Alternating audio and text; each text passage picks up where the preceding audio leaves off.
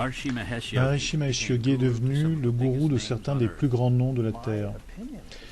Mon opinion est que c'est la personne la plus puissante que je n'ai jamais rencontrée.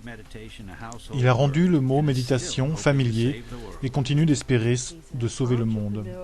C'est un entrepreneur dont le business est la régénération spirituelle et il sait de quoi il parle.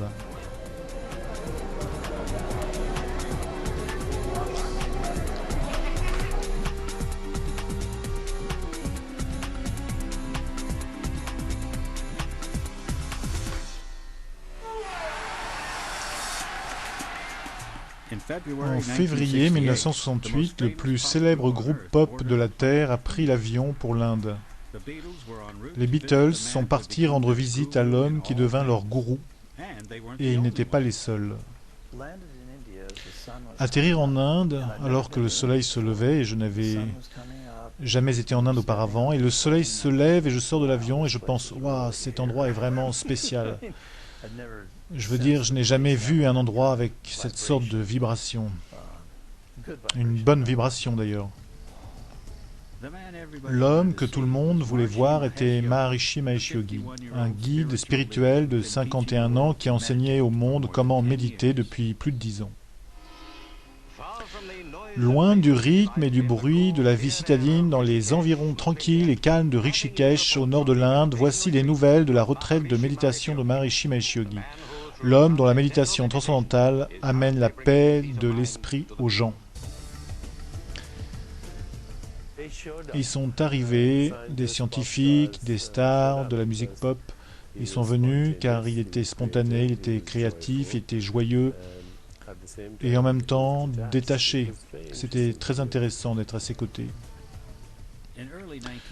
Au début de l'année 68, l'ashram de Maharishi sur les bords du Gange est devenu la Mecque pour les stars. Ils espéraient tous avoir la réponse qui leur avait échappé jusqu'à présent.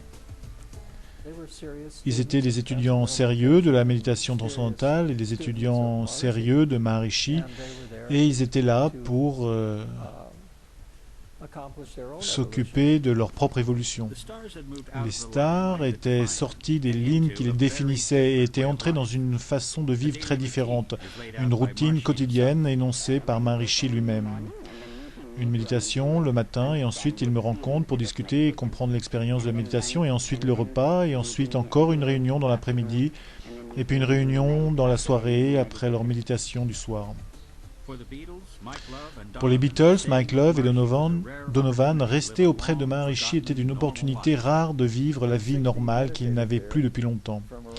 Il y avait là une soixantaine de méditants des 4 coins du monde et tous étaient amicaux les uns avec les autres, très accessibles.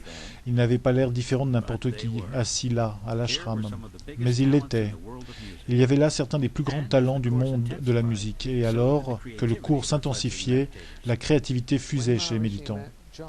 Un soir, quand Maharishi a vu John, il lui a demandé « Comment va la méditation, John ?»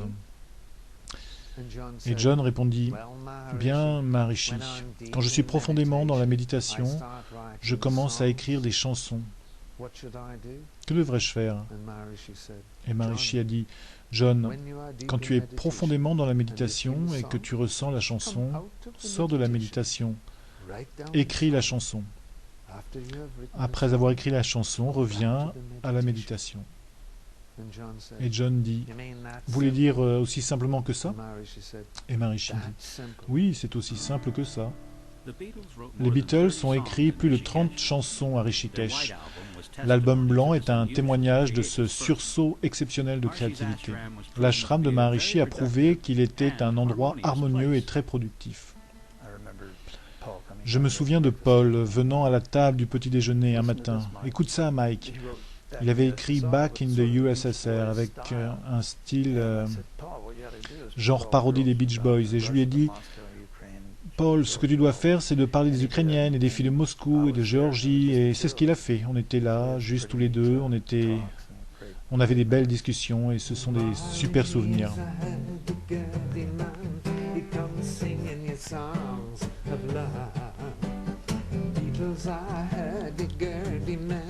They come singing your songs of love. I am the hurdy-gurdy man.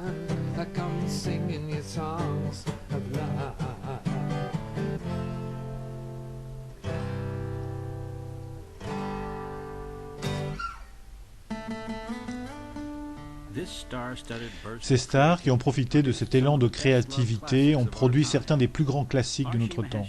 Maharishi Mahesh Yogi a ouvert la voie à une forme extraordinaire de rassemblement. Un soir, il a invité ses étudiants à faire une sortie sur le Gange. Et la nuit était remplie d'étoiles. Et la barque s'en allait sur l'eau et nous étions dessus avec le yogi. Et alors que nous avancions dans les barques, les étoiles s'ouvraient comme des fleurs. Et quelqu'un regarda en l'air et dit « Regardez Maharishi, un miracle !» Et traversant les cieux a surgi une lumière éclatante qui semblait faire lentement une courbe autour de la Terre. Et alors quelqu'un, avec un sens du genre un peu plus pratique, dit « C'est un satellite ». Et alors nous, waouh!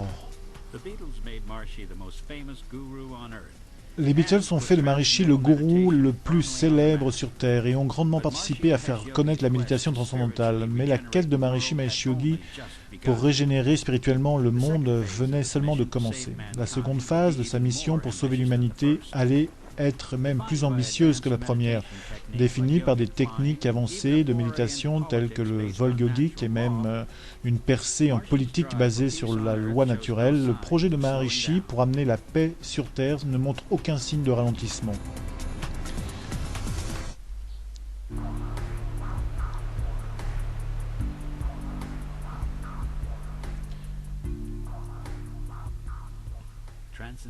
La méditation transcendantale est un système ancien qui trouve ses racines dans la tradition védique de l'Inde. C'est une méthode qui sommeillait pendant des centaines d'années. C'est une pratique spirituelle qui, selon ses adeptes, peut être apprise par n'importe qui, n'importe où. On vous donne un mantra et on vous apprend comment utiliser le mantra.